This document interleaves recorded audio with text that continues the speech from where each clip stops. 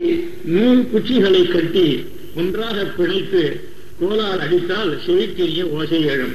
உடையவரின் கீர்த்தியாகிற படக வாத்தியத்தை உடையவரின் கிரந்தங்களாகிற கோலால் ரசிகர்கள் அடிக்கிறார்கள். இந்த கோல் குணங்களினால், அதாவது குணங்களாகிற நூல்களால் கட்டப்பட்டிருக்கிறது. என்ன குணங்கள்? சீபாஷ்யாதி கிரந்தங்களில் உள்ள சொற்கள் படிப்பதற்கு கரணமுடாக இல்லாமல் இனிமையாக மென்மையாக இருக்கின்றன. சொல்லப்படும் பொருளோ, அதாவது அர்த்தமோ ரசமாக இருக்கும். இது சப்த சௌஷ்டவம், அர்த்த சௌஷ்டவம் என்பார். சொற்செறிவு பொருட்செறிவு என்றோ கூறுவார்கள். இந்த குணங்களாக நூல்களால் கிரந்தங்களாகிற கோல் கட்டப்பட்டிருக்கிறது. ஆக சொல்லழகு பொருளழகு ஆகிற நூலினால் கட்டப்பட்ட எதிராஜருடைய கிரந்தங்களாகிற கோளினால் புகழாகிற படகவாத்தியத்தை அடிக்கிறார்கள். அதன் ஓசையை கேட்டு ஸ்ரீரங்கவாசிகளான ரசிகர்கள் ஆடி மகிழ்கிறார்கள். இந்த ஓசை திசை மொழிகள் எல்லாம் கேட்கிறது. ஆக உடையவரின் புகழ் அவர் வாழ்நாளிலேயே நாடெங்கும் பரவியது. வேதம் முழுவதையுமே பிரமாணமாக ஏற்று அதிலுள்ள முரண்பாடுகளை நேரிய முறையில் அகற்றி உயரிய நற்குணங்களுக்கெல்லாம் இருப்பிடமாய் திகழும் பரமாத்மா சத்தியமானவன். அவன் குணங்களும் அவன் சொத்தான உபய விபூதிகளும் சத்தியமானவை. அவனை அடைய பக்தி பிரவத்திகள் உபாயங்கள் அவைகளும் சத்தியமானவை. தேச விசேஷத்தில் சீவகுண்டத்தில் அவனை அடைவதே மோட்சம். அதுவும் நித்தியமானது சத்தியமானது எனும் சித்தாந்தம் எங்கும் பரவ உடையவரின் புகழும் மேலோங்கியது. 36 இதம் பிரதம சம்பவத் குமதிஜால குரங்கசாக மிருஷாமத விஷானலஜ்வலித ஜீவ ஜீவாதவ சரந்தி அமிர்தமக்ஷரம் யதி புரந்தரஸ்யோக்தய சிரந்தன சரஸ்வதி சிகுரபந்த சைரந்திகாக. ராமானுஜரின் நாடுதழிய புகழை பற்றி பேசியவர்கள் அப்புகழுக்கு காரணமான அவர் ஸ்ரீசூத்திகளின் பெருமையை இங்கு பேசுகிறார். மதம் இருவகைப்பட்டது, வைதிக மதம் அவைதிக மதம் என்று. வைதிக மதம் விசிஷ்டாத்வைத மதம். இது வேதத்தையே பிரமாணமாக கொண்டு தொன்று தொட்டு டங்கர், திரமிடர், குகதேவர், போதாயனர் போன்ற மகான்களால் பிரகாசப்படுத்தியது. மற்றொன்று அத்வைத மதம், வைதிக மதம். உபனிஷத்தை ஆதாரமாக கொள்ளாமல் அவர்களுக்கு தோன்றிய யுக்திகளை கொண்டு தோற்றுவிக்கப்பட்டதாம். அவைதிக மதங்கள் சார்வாகம், பௌத்தம், சாங்கியம், ஜெயினம், பாசுபதம் முதலிய இவைகள் பிற்காலத்திய புதியனவாக தோன்றியவை. இனியும் வேதங்களை பிரமாணமாக கொள்ளாமல் புதிய மதங்கள் தோன்றலாம். இம்மதங்கள் அனைத்தினுடைய அடிப்படையை வேறறுக்கக்கூடியவை ஸ்ரீபாஷ்யாதி நூல்கள். எனவே இம்மதங்கள் பாரத நாட்டில் உடையவரின் கண்டனத்திற்கு உள்ளானபடியால் எடுபடாமல் மங்கி போகின. அவை போகட்டும். வேதத்தையே பிரமாணமாக கொண்ட அத்வைத மதம் இருக்கிறதே, ஆம், ஆனால் அதற்கு மித்யா மதம் என்று பெயர். அதாவது பொய் மதம். பிரம்மத்தை தவிர்த்த அனைத்தும் பொய் என்கிறார்கள். அது மட்டுமா? பிரம்மம் சத்தியம் உண்மை ஆயினும் அதற்கு குணங்கள் கிடையாது. பகவானை பற்றி துதித்து பேசும் குணங்கள் எல்லாம் போய் பிரம்மத்திற்கு அவித்யா சம்பந்தத்தினால் பிரம்மமே ஜீவனாக தோன்றுகிறது. அந்த ஜீவனும் போய் தத்துவஞானம் என்றதும் ஜீவனும் அழிந்து விடுகிறான். எனவே ஜீவனும் போய் தத்துவத்தை உபதேசிக்கும் ஆச்சாரியனும் போய். எனவே பொய் பொய் என கூறும் பொய்மதமாகிற விஷாகினியினால் உண்மையான ஜீவர்கள் எல்லோரும் கொளுத்தப்பட்டு தவித்து சாம்பராகிறார்கள். விஷம் சாப்பிடப்பட்டால் மனிதனை கொல்லும். அக்னி நெருப்பு மேலே பட்டாலும் எரித்துக் கொண்டுவிடும். அவர்கள் மதமோ விஷமும் அக்னியும் சேர்ந்ததாகும். அந்த விஷாகினியினால் உள்ளும் புறமும் கொடுத்தப்பட்டு ஜீவர்களிலும் தவிக்கிறது, சொரூபத்தை இழக்கிறது. இப்படி தவிக்கும் உயிரை இழக்கும் ஜீவர்களுக்கு வாழ்விக்கும் மருந்தாக ஜீவாமிர்தமாக இருக்கின்றன உடையவரின் சீசூக்திகள். அமிர்தத்தின் தொடர்பு ஏற்பட்டதும் அக்னியும் விஷமும் அழிக்கப்பட்டு ஜீவனின் உயிர் தளிர்த்து மகிழ்கிறது. அதாவது உடையவரின் மதத்தில் பிரம்மம் எப்படி சத்தியமோ நித்தியமோ அதே போன்று ஜீவர்களும் வேத வாக்கியத்தின்படி சத்தியமாயும் நித்தியமாயும் இருப்பவர்கள். ஜீவன், பரமாத்மா இவர்களுடைய நற்குண நற்பண்புகளும் சத்தியமானவை. பரவனை அடைய ஜீவன் செய்யும் உபாயமும் சத்தியமானது. எனவே ராமானுஜ மதத்தில் ஜீவாத்மாக்கள் அத்வைதவாதத்தினால் விஷாகினியினால் இழந்த சுரூபத்தை பெற்று பிரபத்தியை அனுஷ்டித்து பரமனை அடைந்து ஆனந்திக்கிறார்கள். இழந்த உயிரை பெற்று கல்யாண குண நிதியான பரமனோடு ஆனந்தமாய் மகிழ்ந்திருப்பதை விட ஜீவனுக்கு வேறு என்ன வேறு வேண்டும்? இதை மிருஷாமத விஷானல ஜொலித ஜீவ ஜீவாதவா என்கிறார்.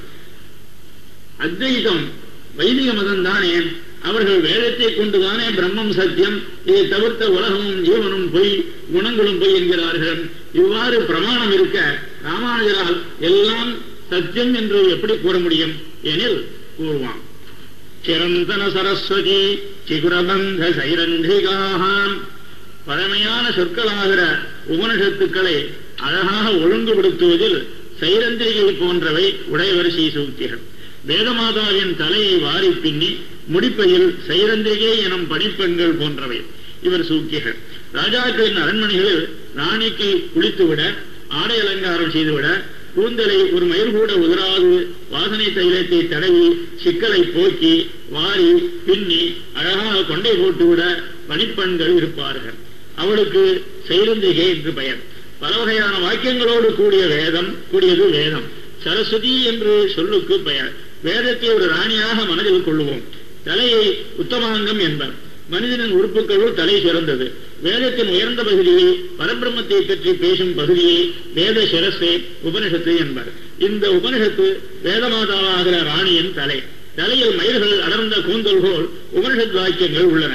கூந்தலில் சிக்கல்கள் ஏற்படுவது போல் வேதராணியின் தலை போன்ற உபனிஷத்தின் வாக்கியங்களில் பல சிக்கல்கள் உண்டு. ராணியின் தலையில் உள்ள கூந்தலில் உள்ள சிறுக்குகளை தைலந்தடவி வாரி தலைமைகளை 3 கற்றையாக பிரித்து பின்னி கொண்டே போடுவது போல் உடையவரின் ஸ்ரீசூக்தியாகிற பணிப்பெண் உபனிஷத் வாக்கியங்களை 5 வகையாக பிரித்து அதில் உள்ள சிடுக்குகளை போக்கி எல்லாவற்றையும் ஒன்றாக முடிபோட்டு உபனிஷத்து முழுவதும் திரண்ட ஒரே பொருளை கூறும்படி செய்கிறது ஸ்ரீசூக்தியாகிற பணிப்பெண். இதை விளக்குவான். பெண்ணின் உபனிஷத்தில் 5 வகையான ஸ்ருதி வாக்கியங்கள்: நிர்குணஸ்ருதி, சகுணஸ்ருதி, அபேதஸ்ருதி, பேதஸ்ருதி, கடகஸ்ருதி. நிர்குணஸ்ருதி பிரம்மத்தினிடத்தில் குணங்கள் கிடையாது என்று கூறும். சகுணஸ்ருதி பிரம்மத்திடம் கல்யாண குணங்கள் மிகுதியாக உண்டு, அதாவது நற்குண நற்பண்புகள் உண்டு என கூறும். அபேதஸ்ருதி ஜீவர்கள் பிரம்மத்தை காற்றும் வேறுபட்டவர்கள் அல்லர், அவர்கள் பிரம்மமே என்றும். வேதஸ்ருதி ஜீவாத்மாக்கள் பிரம்மத்தை காற்றும் முற்றிலும் வேறுபட்டவை, அவை நித்தியமானவை என்றும் கூறும். கடகஸ்ருதிகள் ஜீவாத்மா, நிலம், நீர், தீ, வாயு, ஆகாசம் முதலிய ஜடப்பொருள் ஆகியவற்றை ஒவ்வொன்றுக்கும் ஒவ்வொன்றாக குறிப்பிட்டு பிரம்மம் அவற்றுள் இருந்து கொண்டும் அப்பொருள்களோடு சேர்ந்தும் அவற்றால் அறியப்படாமலும் அவற்றை தனது சரீரமாக கொண்டும் அவற்றுள் நுழைந்து அப்பொருள்களின் செயல்பாட்டையும் செயல்பட்டாமல் இருப்பதையும் நியமித்துக் கொண்டும் இருக்கிறது. இந்த பரமாத்மா உள்ளுள் அந்தர்யாமியாக மறைந்து இருக்கிறது.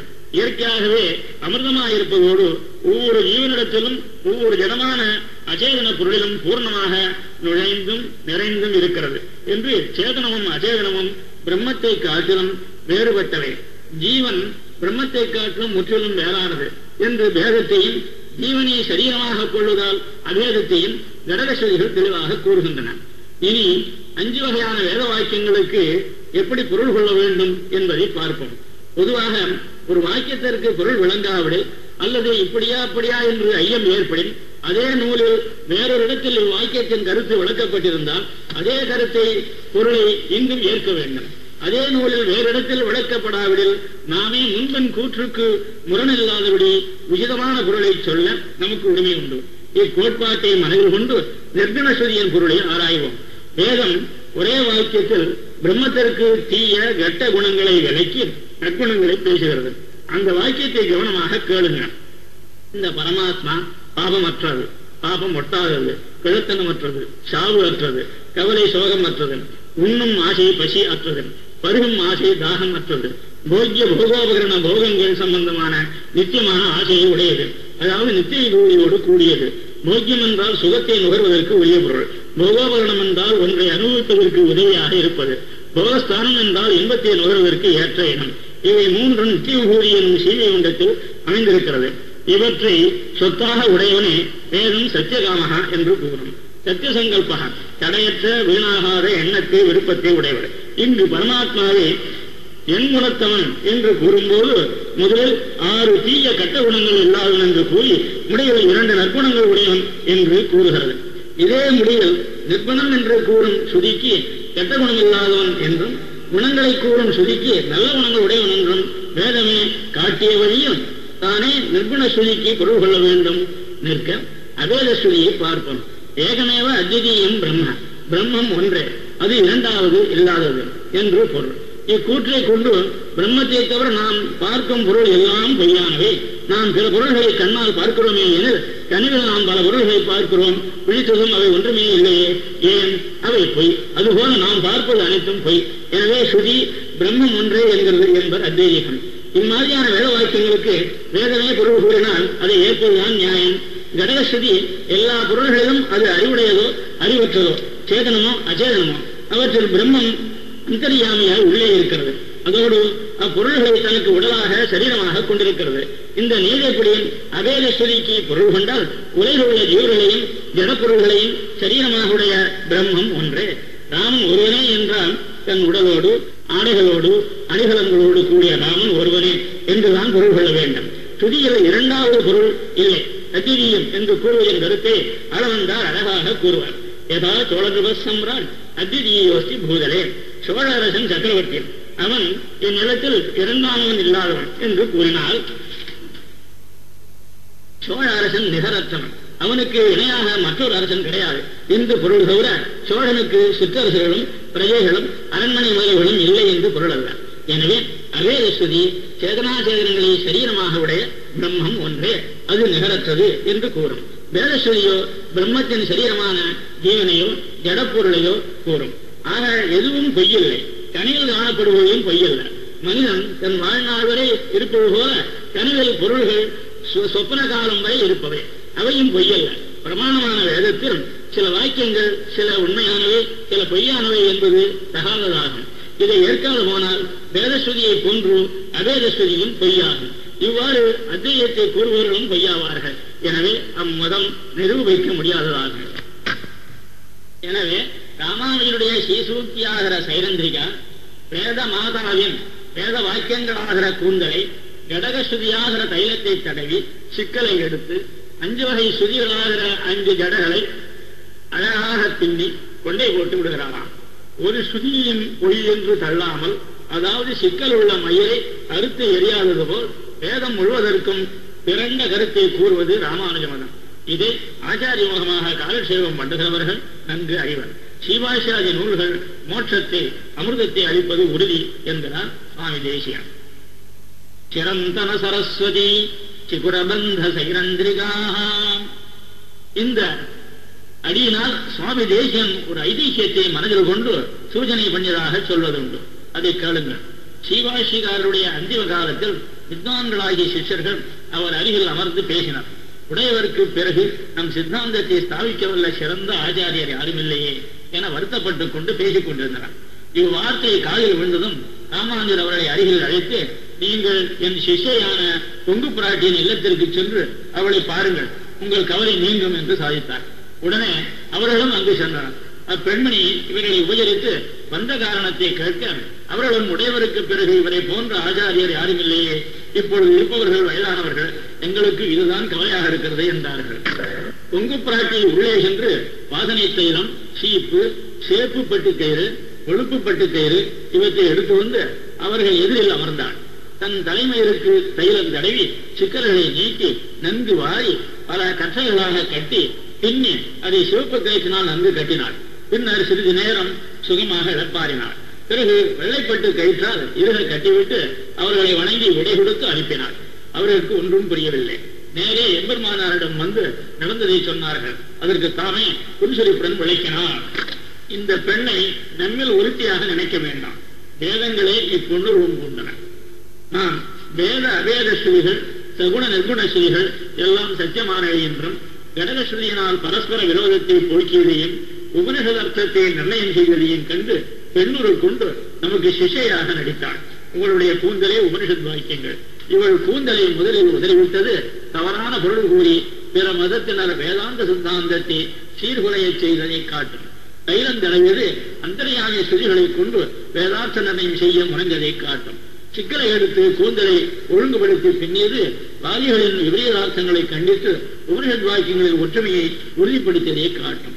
சிவப்பு நூலால் கட்டியது சிவந்த காஷாயம் அணிந்த சன்னியாசியாகிற நான் பிறரால் பிற்காலத்தில் நம் சித்தாந்தருக்கு கேடு வராதபடி சீவாசியாதியின் நூல்கள் இயற்றியதை காட்டும்.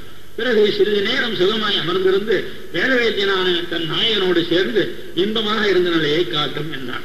உடனே அவர்கள் வெள்ளை கயிற்றினால் கட்டினாலே என்றார்கள். நானே சில காலம் கழித்து மீண்டும் காஞ்சியில் தூப்புலில்